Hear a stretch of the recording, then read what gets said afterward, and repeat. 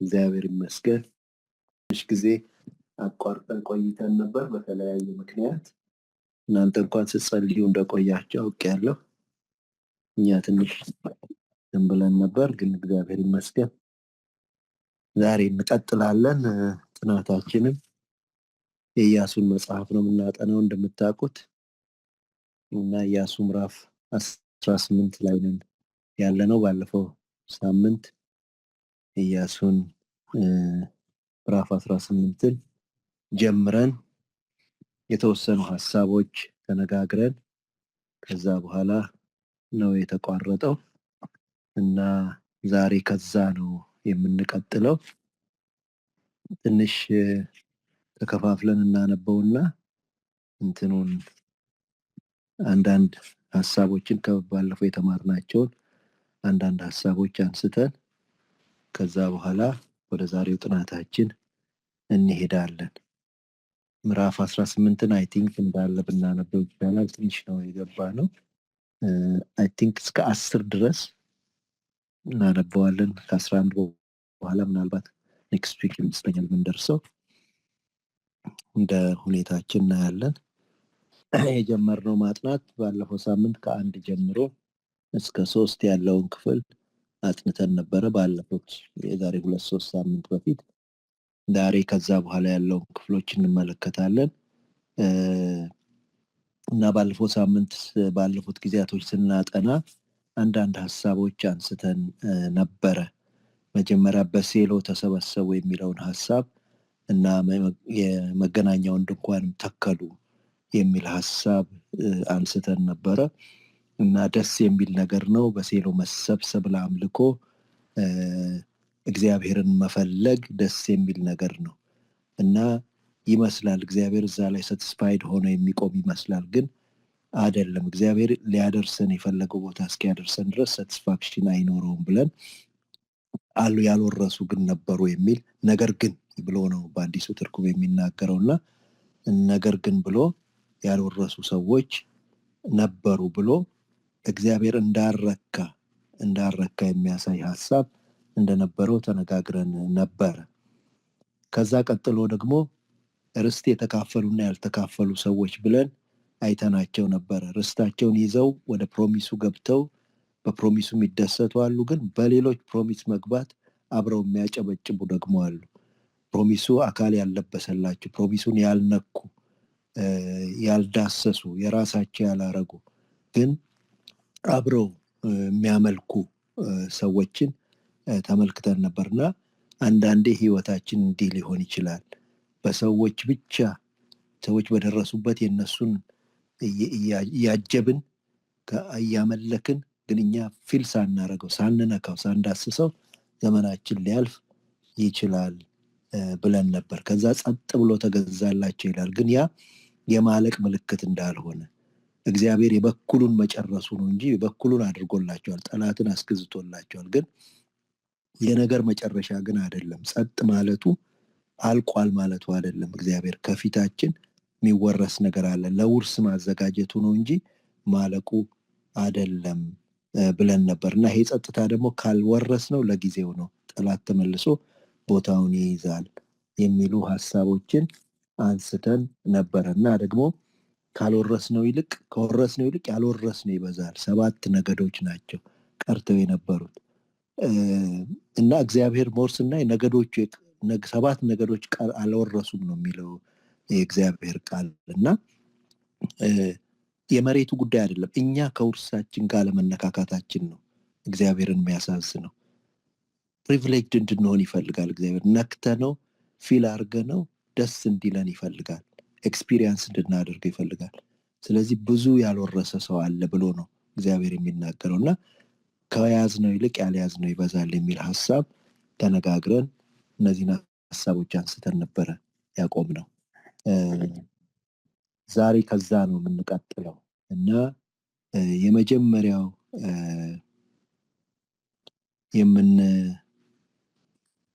የምናነሳው ነገር እስቲ ኢያሱም የእስራኤልን ልጆች አላቸው፣ አባቶች አምላክ እግዚአብሔር የሰጣችሁ ምድር ትወርሱ ዘንድ እስከ መቼ ለመግባት ቸል ትላላችሁ? ከየነገሩ 2-3 ሰዎች ምረጡ፣ እኔ እልካቸዋለሁ። ተነስተው ሀገሩን ይዞራሉ፣ ደርሳቸው መጽሐፍ ይጽፉታል፣ መጠን ይጽፉታል፣ ወደ እኔም ይመለሳሉ፣ በ7 ክፍልም ይከፍሉታል ብሎ ይላል ኢያሱ ተነስቶ። እስቲ የሊደርሺፕን የኢያሱን ሊደርሺፕ እንዴት ታዩታላችሁ? የኢያሱን ሊደርሺፕ እስቲ እንነጋገርበት። ከሚናገረው ነገር የኢያሱን ሊደርሺፕ እንዴት እንመለከተዋለን? እስቲ በዛ ላይ እንነጋገር። በሙሉ ብላችሁታል፣ ብዙም አዲስ ነገር የሚጨምረው የለም። አንድ ነገር የሚገርመው ስዕሉን ስንስለው ሁሉ ሰው እያመለከ ቅድም ቤዙ እንዳለችው ኢያሱም ያለበት እንኳን አይመስልም። የማደሪያውን ድንኳን ተከሉ ይላል። ስለ ህዝቡ ነው የሚናገረው። በሴሎ ተሰበሰቡ ይላል እና the whole population ወደ አንድ ፍሎ እያደረገ ነው። አንድ ቦታ ፍሎ እያደረገ እሱ ብቻውን ሲነጠል ታዩታላችሁ። ከእግዚአብሔር ጋር ብቻውን ይቆማል።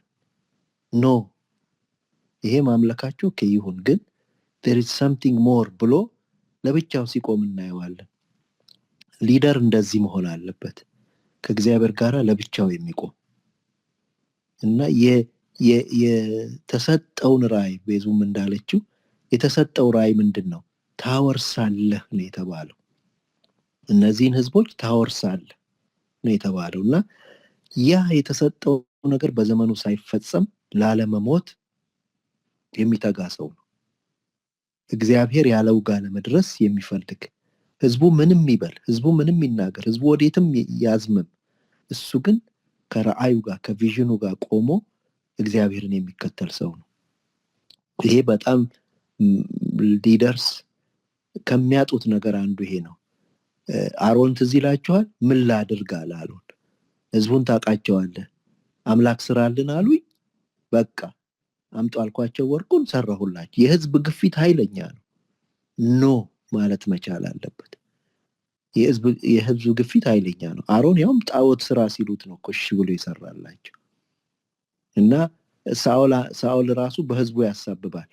ህዝቡ ለአምላክ ለእግዚአብሔር ሊሰዉ እነዚህን አስቀሯቸው ሲል እናያለን። የተወሰነ ፑሽ ሳያደርጉበት አይቀሩም ከብቶቹን ሲያስቀሩ። የህዝብ ግፊት ኃይለኛ ነው። መንፈሳዊ የሚመስልም ነገር አድርጎ ህዝብ ፑሽ ያደርጋል እና ከዚህ አይነት ግፊት ወጥቶ ሲቆም እናየዋለን። እግዚአብሔር አውራሽ ነው ያለኝ በዘመን አውርሼ እሞታለሁ ብሎ ጥፍ ሊወስደው ከሚሞክር ነገር ሲመለስ እናያለን። ልክ እንደ ሐዋርያት እንጀራ አካፋይ ሊያደርጓቸው ነበር በሐዋርያት ስራ ላይ። እነሱ ግን ምን አሉ? የለም እኛ የተጠራ ነው ለቃሉና ለጸሎት ነው። ጥሩ እኮ ስራ ነው፣ ያኛውም መልካም ስራ ነው። ግን ኖ እኛ ኮሚሽን የተደረግነው ለጸሎትና ለቃሉ ነው። እሱን ለማድረግ እንተጋለናል። ይሄ ሰውዬ ሊያወርስ ነው የተጠራው፣ እሱን ለማድረግ ተጋለሁ ብሎ ከህዝቡ ተለይቶ ሲቆም እናየዋለን። እና ሁለተኛ ነገር ራሱን ካቆመ በኋላ ህዝቡን ቻሌንጅ ያደርጋቸዋል። እናንተም ብላችሁት እስከ መቼ ነው ቸል የምትሉት? በኋላ እናጠናዋለን ትንሽ ገባ ብለን። ቻሌንጅ የማድረግ አቅም ያስፈልገዋል ሊደር።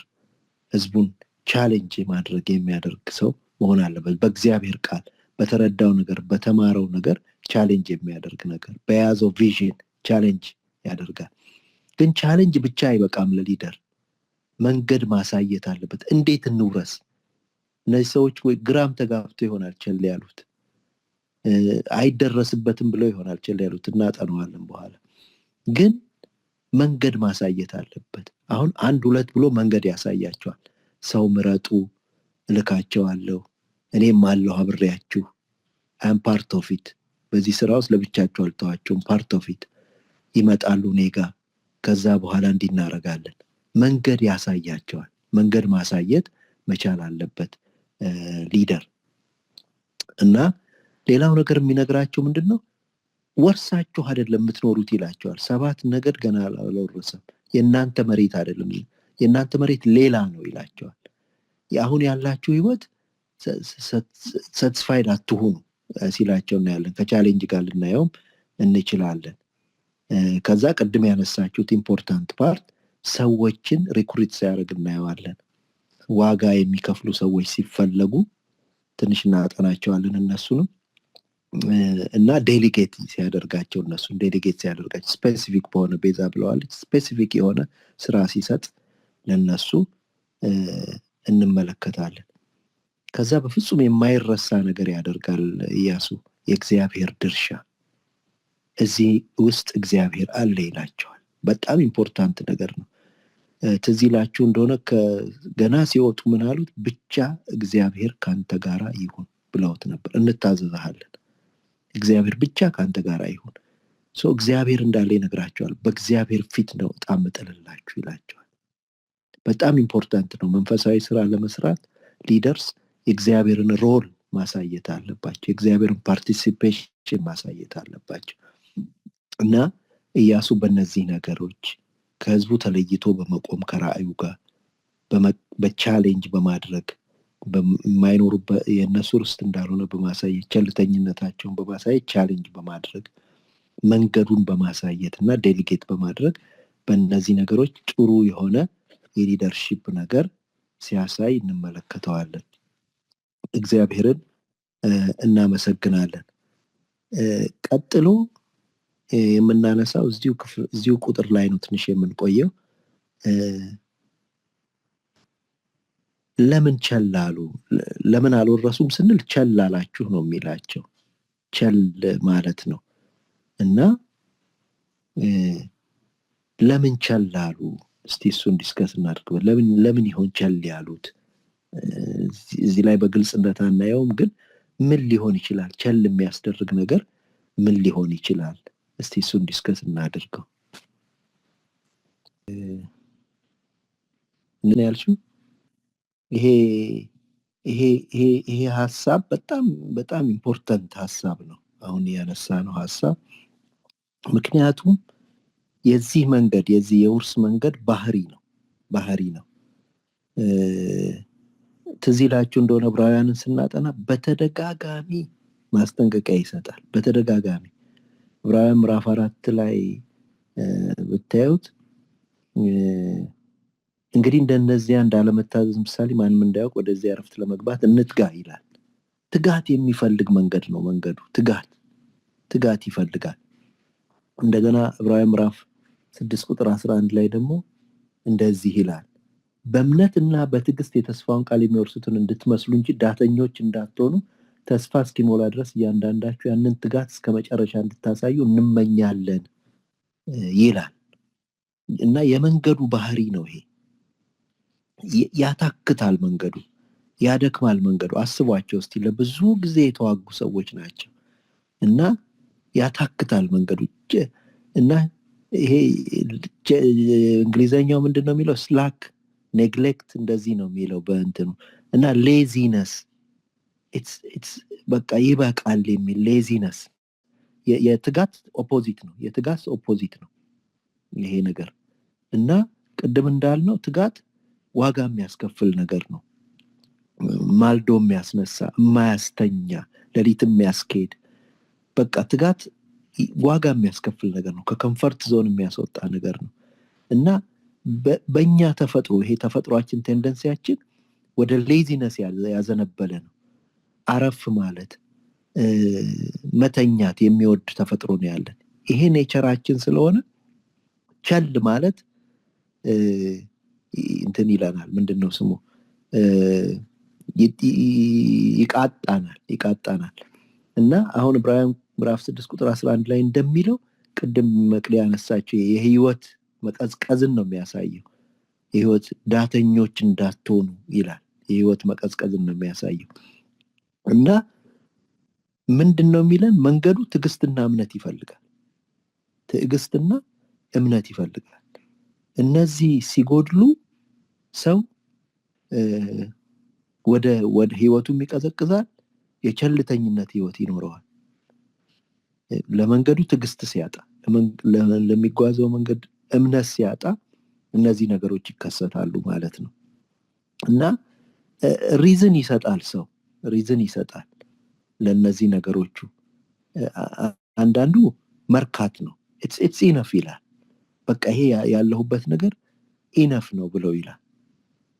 ኢነፍ ነው ብሎ ይላል። እንደገና ደግሞ ከፊቱ ያለው መንገድ ብዙ መስሎ ይታየዋል። እምነት ሲያጣ ሰው፣ ትዕግስት ሲያጣ የቀረው መንገድ ሩቅ ነው፣ አይደረስበትም፣ እኔ ልነካው አልችልም፣ እግዚአብሔር ሊሰጠኝ አይችልም ይሄንን ወደሚል ነገር ይደርሳል። እንደዛም አይነት አስተሳሰብ ሊሆን ይችላል። ሶስተኛ ሪዝን ግን ከሁሉ በላይ የምናጣውን አለማወቅ ነው። ባለው ኑሮ ስንረካ እንማረዋለን። ይሄንን የሚቀጥሉትን 7 ውርሶች በግልባጭ ነው የምንማራቸው። ምን ሊያጡ ነበር በሚል ለመነጋገር ነው ያሰብኩት እና ምን እንደምናጣ በቃ አይገባንም። ምንድን ነው ሉዝ የምናደርገው ባንወርስ የሚለው ነገር ስለማይገባን ነው። ግን በጣም ኢንትረስቲንግ ነገር ምንድነው? አሁን የእነዚህ ሰዎች ህይወት በኢያሱ እይታ ቸልተኛ ህይወት ነው፣ የሌዚዎች ስብስብ ነው። ግን የሚመስለው የአምላኪዎች ስብስብ ነው እኮ የሚመስለው፣ የወርሺፐር ስብስብ፣ እግዚአብሔርን መገናኛ ድንኳን የሚሰሩ ወርሺፐርስ ምናምን ናቸው እኮ የሚታዩት። ግን ስብስቡ የቸልተኞች ስብስብ ነው፣ የሌዚዎች ስብስብ ነው። ኢያሱ በእግዚአብሔር መነጽር ነው የሚያያቸው። እግዚአብሔር ሳያቸው የሌዚዎች የቸልተኞች ስብስብ ነው። እና እንዴት ነው ከቨር የምናደርገው? ይገርማል በጣም በአምልኮ መንፈስ፣ እግዚአብሔርን በማምለክ በሚመስል መንፈስ፣ በዝማሬ በሽብሸባ የተሸፈነ ህይወት ነው። ግን የሌዚዎች ህይወት ነው፣ የቸልተኞች ህይወት ነው። እና በእነዚህ በእስራኤላውያን እንድንፈርድ አይደለም የተጻፈልን፣ ለትምህርታችን ነው።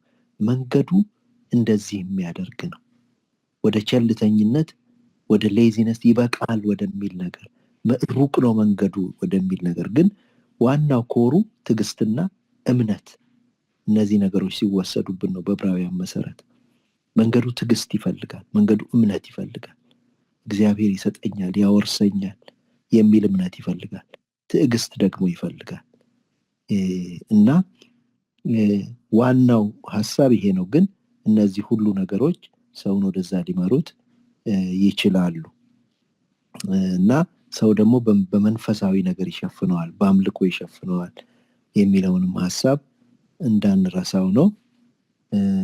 እግዚአብሔር እናመሰግናለን። መቅዲ ያለችውን አንድ ሀሳብ አንስተን አይ ቲንክ ማቆም አለብን መሰለኝ። መቅዲ ያነሳችው ሊደርሺፕ የምንማረው ነው ወይስ የምንቀበለው ነው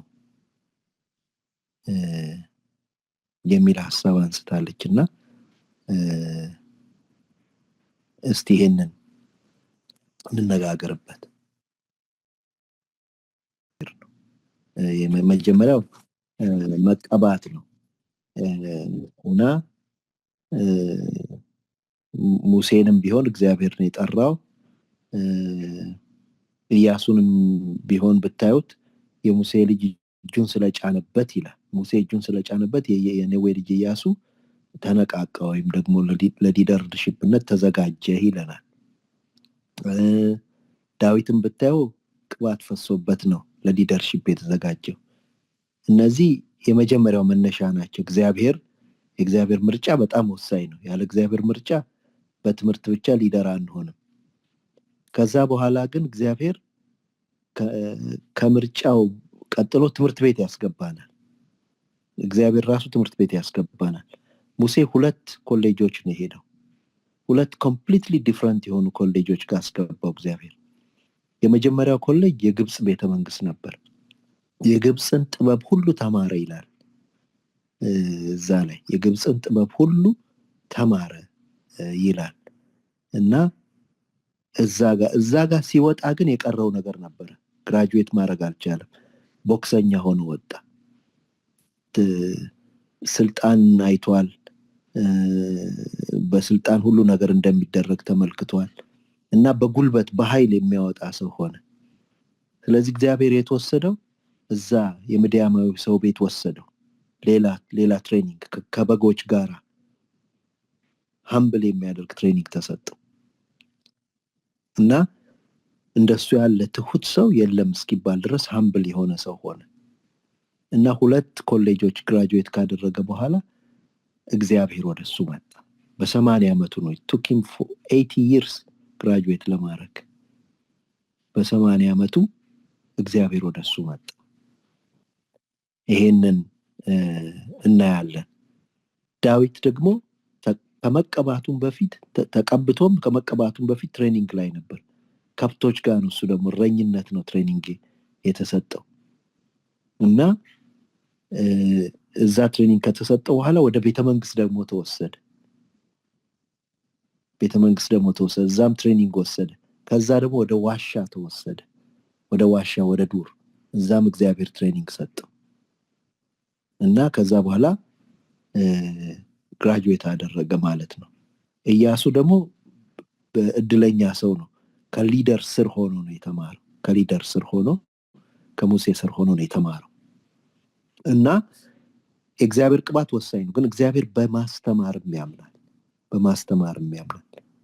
እና ልክ አንዳንዶቹ እንደ ዓለማዊ አይነት ትምህርቶች የኮሌጅ ትምህርቶች ሊሆኑ ይችላሉ፣ ልክ ሙሴ እንደተማረው። አንዳንዶቹ የህይወት ትምህርቶች ሊሆኑ ይችላሉ። ግን የቀባውን ሰው እግዚአብሔር ያስተምራል እና ሁለቱም ይመስለኛል። ተመልሶ ይሆን መቅዲ?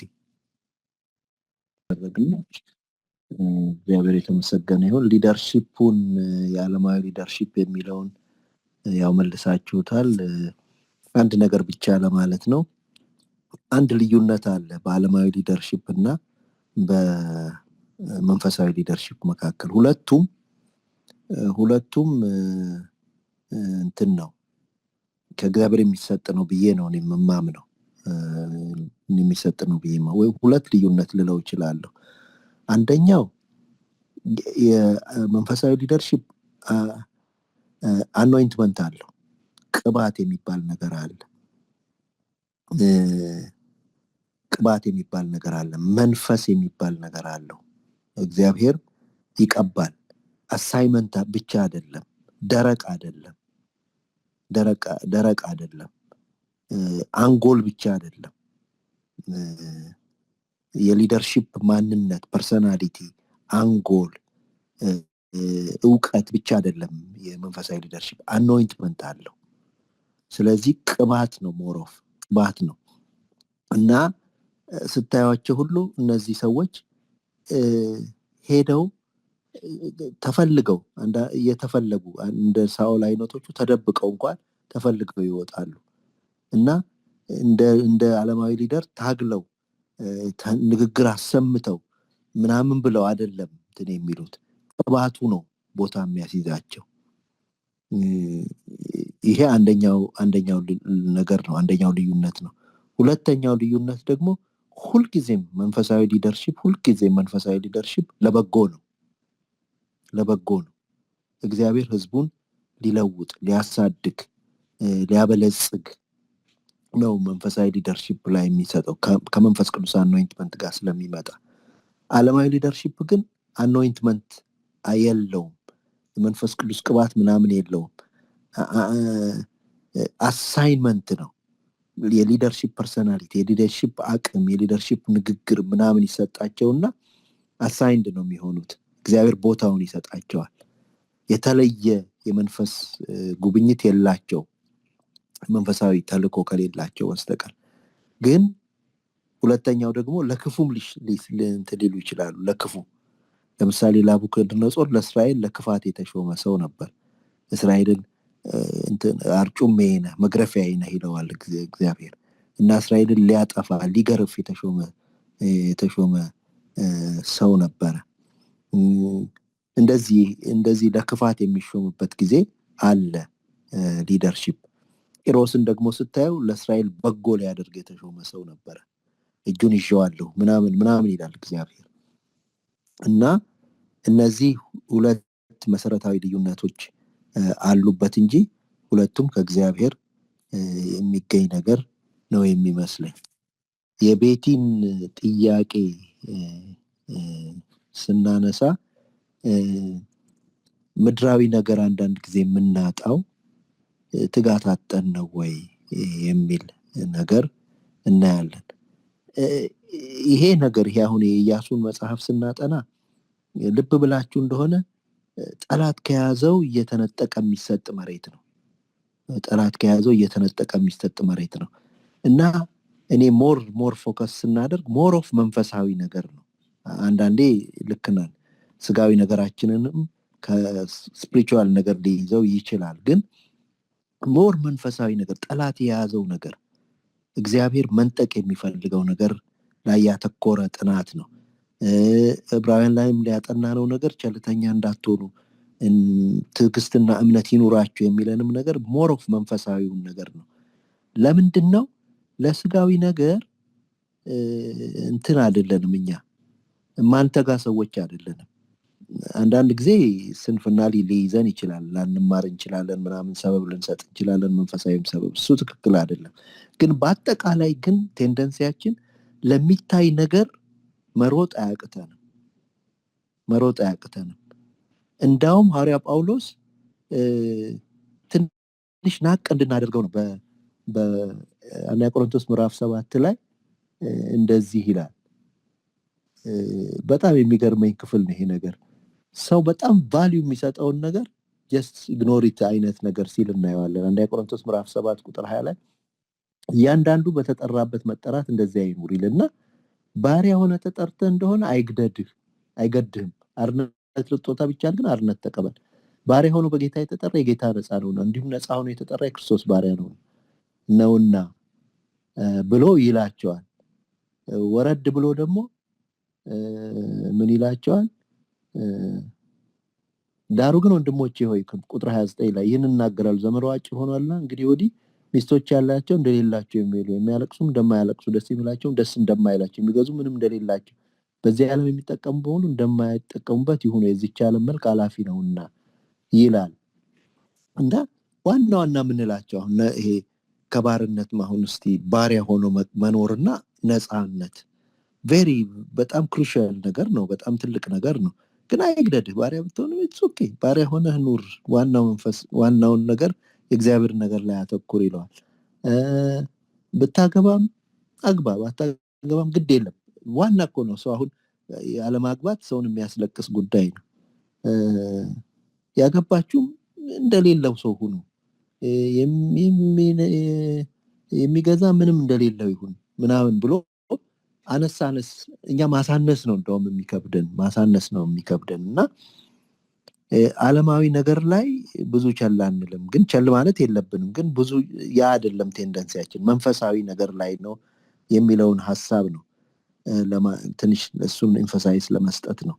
ግን በዓለማዊ ነገር ቢሆን ኢያሱ ምዕራፍ 6ን ስናጠና ልብ ብላችሁ እንደሆነ 7 ጊዜ ዞረው ነው there is a perfect day ብለን አጥንተን ነበር። የእግዚአብሔር ፐርፌክት ዴይ የሚባል አለ። በአንደኛው ቀን 50,000 ጩኸት ብናሰማ ኢያሪኮ አይወድቅ። በሁለተኛው ቀን እንደሱ፣ በሶስተኛው ቀን እንደሱ፣ በሰባተኛው ቀን በሚሆን ጩኸት ብቻ ነው ኢያሪኮ የወደቀው። ስለዚህ ምን ብለን ነበር? 7 ቀን የእግዚአብሔር ፐርፌክት ቀን የሚባል አለ። እግዚአብሔር እኛ እንደተባለው እናደርጋለን እና እነዛ ሰዎች በአንደኛውም ቀን ይዞራሉ፣ በሁለተኛውም ቀን ይዞራሉ፣ በሶስተኛውም ቀን ይዞራሉ። ይሄን ማድረግ አለብን። በአንደኛው ቀን፣ በሁለተኛው ቀን፣ በሶስተኛው ቀን መዞር አለብን። ግን there is perfect day፣ የእግዚአብሔር ፐርፌክት ዴይ የሚባል 7ኛ ቀን አለ። እሱ ሲሞላ ነው ግንቡ የሚወድቀው። እሱ ሲሞላ ነው እግዚአብሔር ሊሰጠን ያለውን የሚሰጠን። የሚገርመው እኮ ኢያሱ ሲጀምር ምዕራፉ ምን ይላል? ሰጥቼሃለሁ ነው እኮ የሚለው። ኢትስ ጊቨን ይለውና ግን ዙር ይለዋል እንደገና እና በዴሊቨሪና ሰጥቼሃለሁ በመባልና በዴሊቨሪ ልክ ፖስታ ወይም ዕቃ ተልኮላችሁ፣ አሁን አንድ ሰው ቢልክላችሁ ተልኳል እኮ ግን ዴሊቨር እስኪደረግ ፐርፌክት ቀን አለው ዴሊቨሪው የሚመጣበት። ለምሳሌ 3 days ዴሊቨሪ ከሆነ በ3ኛው ቀን ነው የሚመጣው። ምንም ብትጨፍሩ በአንደኛው ቀን በሁለተኛው ቀን አይመጣም። የእግዚአብሔር የዴሊቨሪ ዴይ አለ፣ የዴሊቨሪ ቀን አለ። ያ ፐርፌክት ቀን 7 ቀን የሚባለው ቀን አለ። እሱን ማሰብ ጥሩ ነው። ግን 1 ቀን 2 ቀን 3 ቀን መዞር አለብን። ያንን ካደረግን የሱ ፋንታ ነው ነው ግን ቸል ብዬ ነው ብለን ራሳችንን ብሌም ማድረግ ያለብን አይመስለኝም።